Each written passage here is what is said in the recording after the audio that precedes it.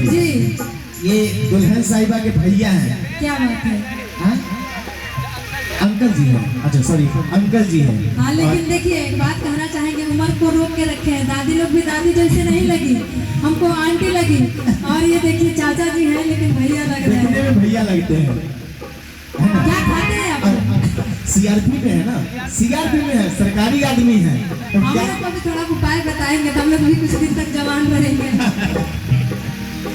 और इनके तरफ से अभी तक आशीर्वाद प्यार नहीं आया है।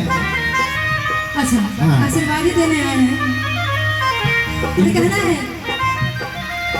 इनकी तरफ से कम नहीं।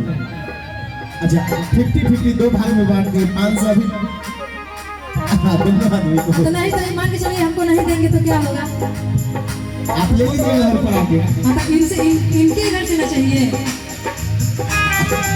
कोई बात नहीं, लेकिन दे के जाइएगा। आइए दुल्हन साहिबा के चचा जी, उनके तरफ से जो पिता समान होते हैं चाचा अंकल, उनके तरफ से 501 रुपए का पुरस्कार।